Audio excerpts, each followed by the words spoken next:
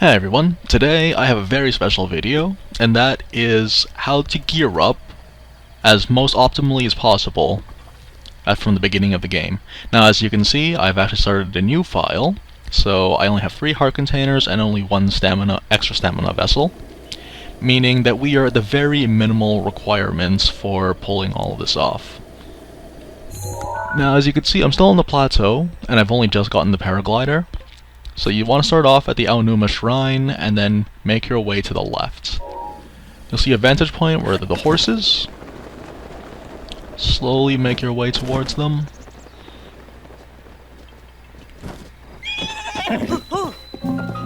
Alright, let's begin. So what you want to do is take this horse, make your way straight for the castle. Now the thing about Hyrule Castle is that it is a late game area, so you're gonna want to be really careful. However, the gear that you do get, if you do manage to succeed, is actually respawnable after every single Blood Moon cycle. Meaning if you feel the need for high damaged equipment, which we'll be finding here, then you can get it, and it'll be a lot easier to do things like take care of the Guardians, Lynels, or any of the overworld bosses.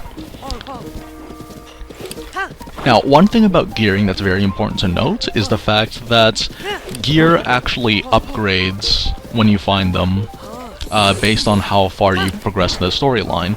So, let's say that there is a soldier's broadsword that spawns in an area, just somewhere out there. Finish maybe 1 or 2 of the divine beasts, and then you'll find yourself picking up a knight's broadsword. Or then after that, you might find a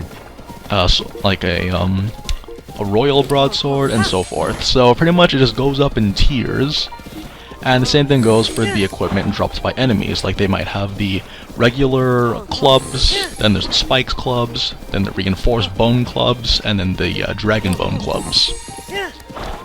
So we're heading towards Hyrule Castle, and you might want to stay to the left. As you progress through the game, obviously you'd be able to get closer, but I'm showing you guys how to get here from the very beginning of the plateau. Now remember to always keep pressing L every once in a while to charm the horse, because you want to be able to maintain as much control as possible. Especially because we're going to be encountering some Guardians soon.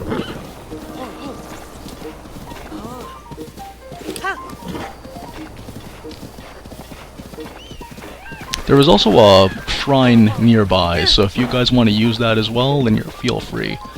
There's a fork over here that we're heading towards on this cliff, on the left side that leads towards the shrine. So, if you guys want to do that, then you, by all means.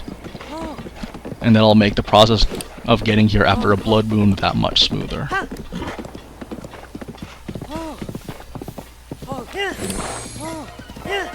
Okay, we're just gonna speed past this guy.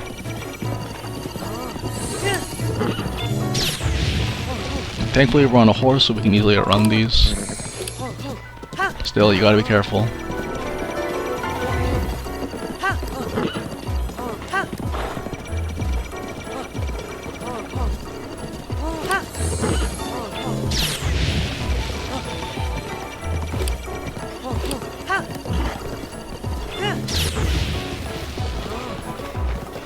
Okay, so you're gonna want to head in here.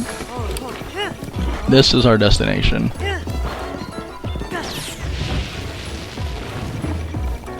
So, first thing that you're gonna get as part of our little gearing process are these bomb arrows. Now, remember, these do not respawn because you found them inside of a treasure chest.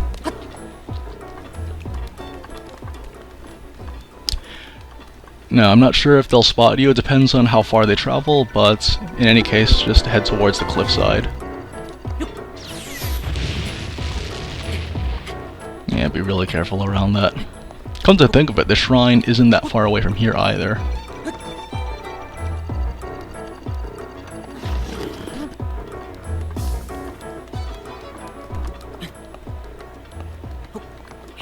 Alright. Should have shaken them by now.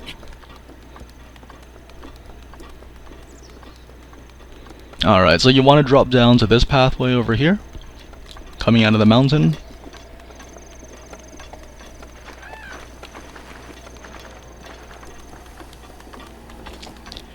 And that giant pillar over there, with all the glowy thingies on it, is our goal. That's going to be our ticket to get in here.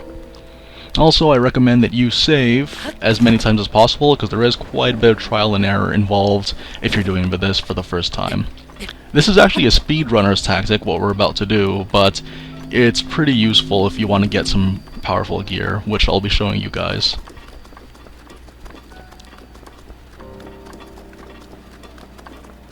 Alright, so just stand over here, do what I do, and just save. Now, the way that the game works is that the terrain, as it changes, it'll allow Link to step on and advance grounds as if there was no friction. Like so. So he would actually step forward. So always try to keep the ascent, while at the same time also maintaining your energy at all times. Alright, here we go.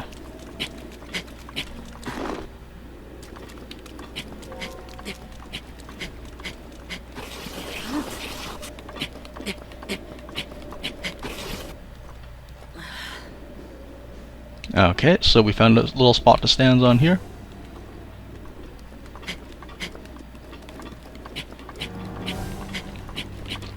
And you worm your way up. So pretty much the way that it works is that you find a solid ground for a Link to step up on for the step up animation. And then you try to get your way to the other points of the step up information. There's quite a bit of like game design logistics at play here as well. It's technically, but not really a glitch. But yeah, you want to keep hanging over those edges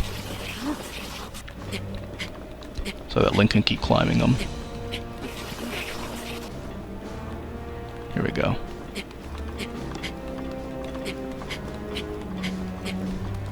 Alright.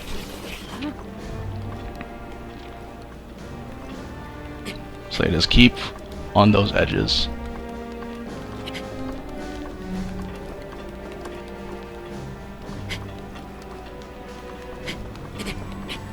Again, just keep worming your way back up. The first couple of stretches are pretty tough, but after that you should have no problem and you'll be making your ascent pretty easily.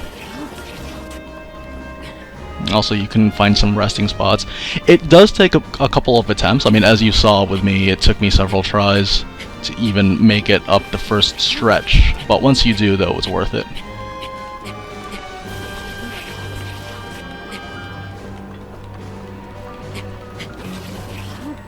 Okay, I need to stand on something.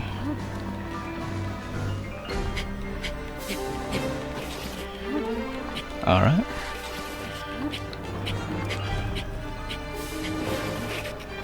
Just gonna make our way slightly higher.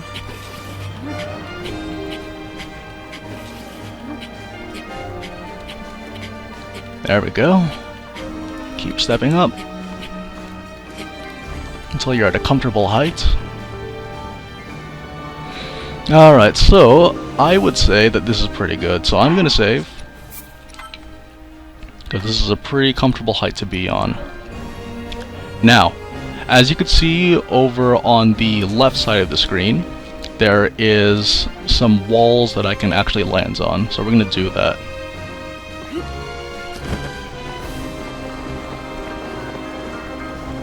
Careful, because you're gonna get noticed by that sentry. Feel free to land so you can find some cover. Also, rest up a little bit.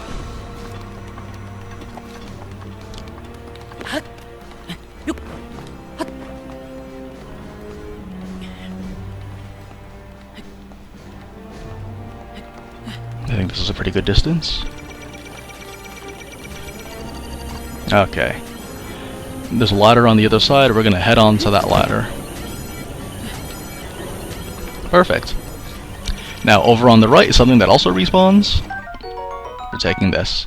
Now, there are lasers trained onto you, so that's the big indicator that we cannot, or we should not, rather, head in this direction. Instead, we're going to go over on this side. The big hint is the staircase and the waterfall. Those are the landmarks, but we want to head towards that staircase.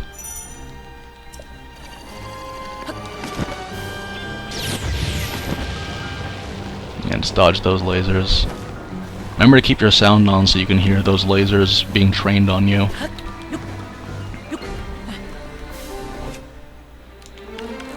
Now, so yeah, we have these. Don't have any standard arrows right now though, but we'll find those later when the time comes. Now you don't actually want to go up the stairs like I just did, you actually want to go in here.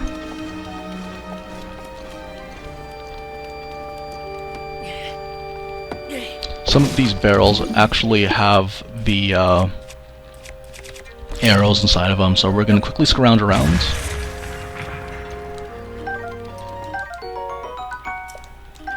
Perfect. We found ourselves an arrow.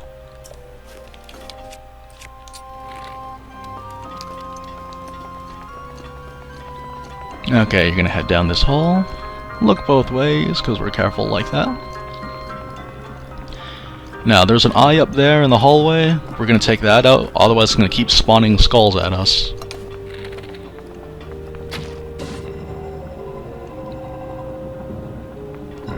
Perfect. Now we're clear. Okay, you're going to head right. Ignore that eye, because that eye is not going to bother us at all.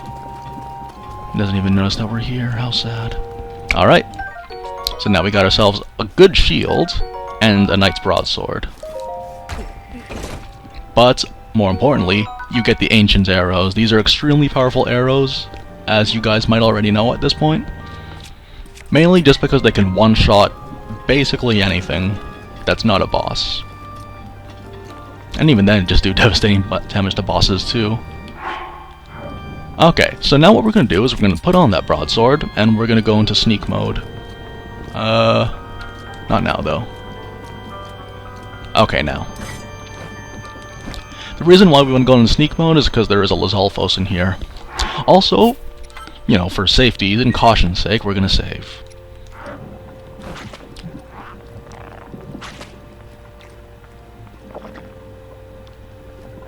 Okay, there's a Lizalfos here. I'm going to wait for him to lie down. And we're going to sneak strike him.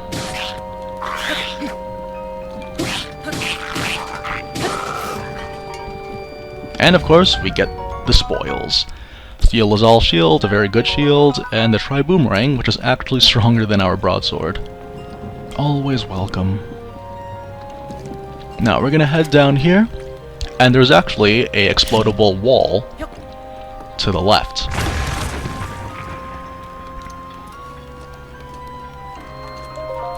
And what do you know? We got ourselves some more ancient arrows. So already, if you're starting from the beginning of the game, these are very powerful assets to have. You're gonna melt, like, you know, like, Windblight Ganon and such.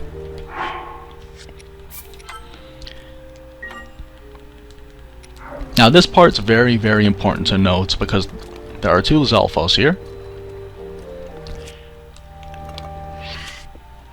And we're gonna fight with a Knight's Bow.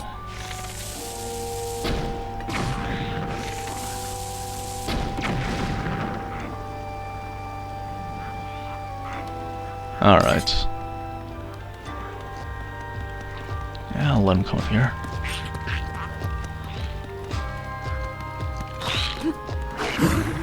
Okay.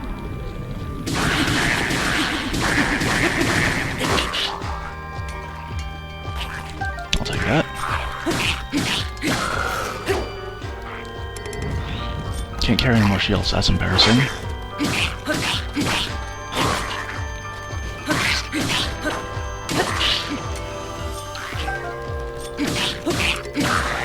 Yeah, just make short work of them with your sword.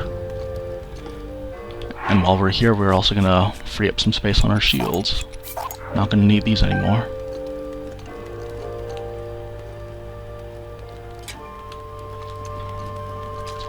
Now, because this is an armory, we also get access to the Knight's Halberd, which is a very useful weapon for wild encounters, and my favorite looking weapon, the Knight's Claymore. Now, I'd recommend that you guys save here, because we're going to fight against a really tough enemy, at least for this stage in the game.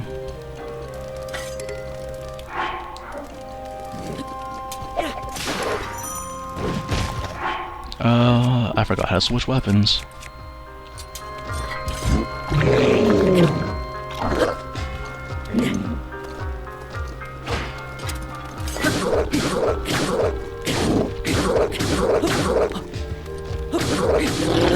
Alrighty.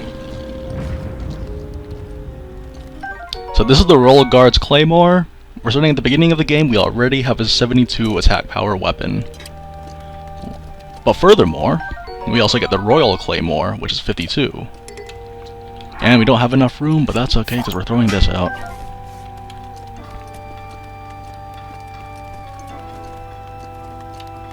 So again, a lot of these items are likely going to be upgraded by the time you start clearing out things like Divine Beasts. And these do respawn after every blood moon because they are either held by enemies or found on the ground, not in chests.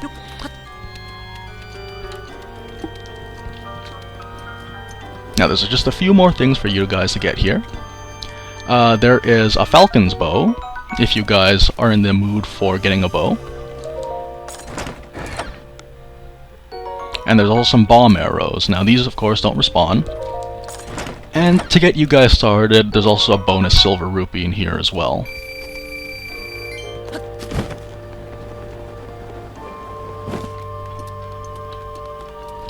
Now, usually this would be the end of your collection, simply because there's very, very little for you to do here aside from, you know, finishing the game if you were so inclined to continue on to the end.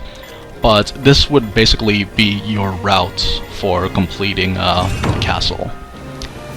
So what I'm going to do now, I'm going to switch over to my main file and I'll show you what I usually do when I have acquired this gear and I want to collect more things. There was actually one thing that completely slipped my mind as soon as I hit the record button in the previous segment. There's actually one more very important piece of equipment that I would like you guys to know about. And it is along the route. So as you saw, as soon as you leave the gate, you make a right and head up the cobblestone, and then scale the mountain. And as you can see, I have minimal stamina requirements for these kinds of things as well. Okay, now this part's going to be tricky because as soon as you get in, there's going to be a silver Lynel. Now you have one of two choices. If you want the bomb arrows now, then take out one of your ancient arrows, which is what I'm going to show you guys right now. And the chest is going to appear. And that's going to be that. And you guys got to head over here.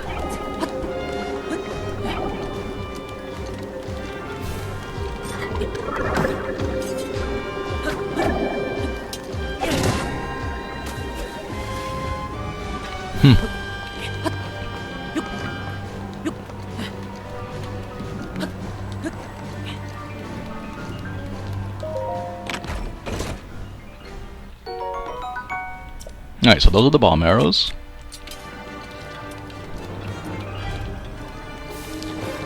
And now you're going to want to drop down over here. Don't worry too much about the laser eyes. But you guys want to be really, really careful for this part. So, that guy's going to turn around. It's relatively shallow water. And then book it.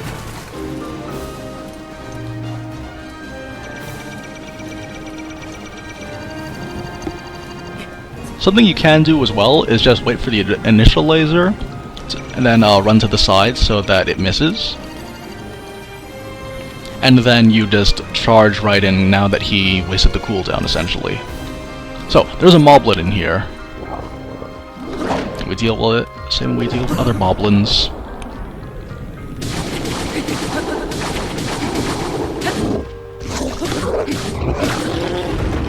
Alrighty. This is the Edge of Duality. So, a 50 base power weapon that you get at the beginning of the game. Now, take out your Magnesis, and you see over here.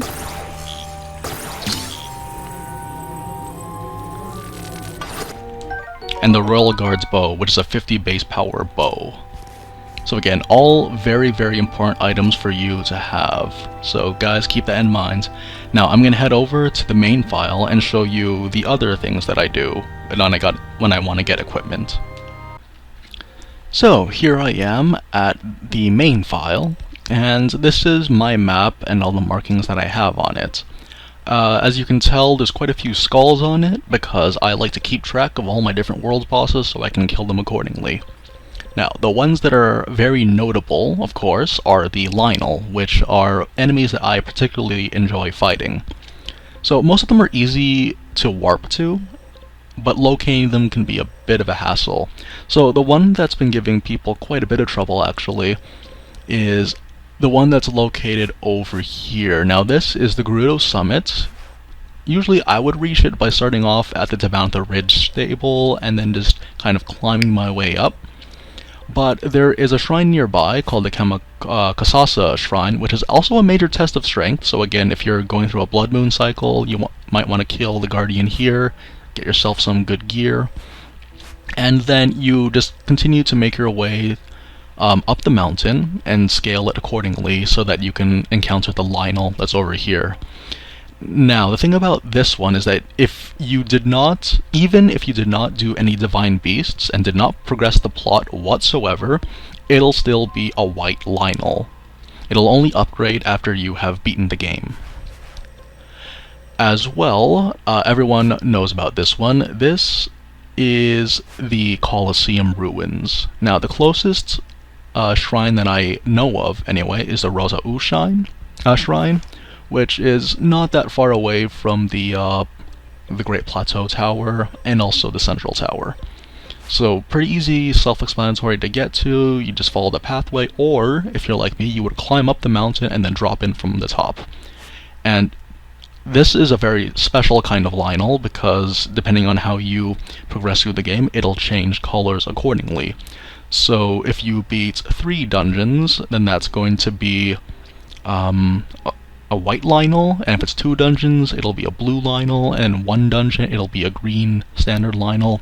But then if you finish all 4 Divine Beasts, this will be a silver Lynel, and the only one that you can encounter until after you beat the game, in which case almost all the Lynel that I'm aware of will actually become silver variants. Another one also to take note of is in Akkala. So the Akkala Tech Lab is pretty close by, and you just have to jump down and then fight this guy over here. He's somewhere around this area. You can't miss him, and if you do miss him, he'll notice you and he'll start shooting at you with arrows, and no one wants to do that, so just stay vigilant. And of course, my personal favorite one, the very first one I've ever encountered in my time playing, is this one in the Hyrule Mountains. Now, the Sha Gamma Shrine, it's right beside it, so yeah, have fun with that one. All in all, the Lynel gear was meant to be endgame equipment, but it's gotten to a point where the player base has found so many different strategies for dealing with these guys that it's pretty easy to obtain their equipment using the routes that I told you guys earlier. So yeah, that pretty much does it for all the Lynel. Obviously, I haven't found all of them, and so yeah, feel free to explore, enjoy that gear. Durability can be a bit of a pain, I understand that, but if you know where to go and you memorize where the shrines are, the ones that you need, like Chasketa for the major test of strength, or this one over here, it's actually right by the silver Lynel, as I said earlier. Kemakasasa is another major test of strength. Another notable one that I want you guys to know about as well is this one, Goma Asag. Deep in the Hebra Mountains, you actually need to start a fire to melt the ice to actually get your way into it. But yeah, that one is also another major test of strength. It's a bit hard to find, but as soon as you find any shrine, you can just warp back to it. So I hope you guys found this helpful in some way, to help you get your ancient weapons, Lynel gear, as well as the special gear that you get in Hyrule Castle.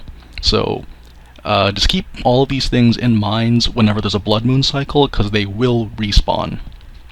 Oh, and also before I forget, one other weapon of note is actually right beside the Tabantha Tower. So as soon as you get into Tabantha Tower, you head northwest into the Kuho Mountain, and you will find the Great Thunderblade, which is a very useful elemental greatsword. So I think that about does it. These are generally my rotations for going through this game in every Blood Moon cycle. And yeah, feel free to copy it and get yourself overpowered to really show the game who's boss. So I'll see you next time, guys. Bye bye.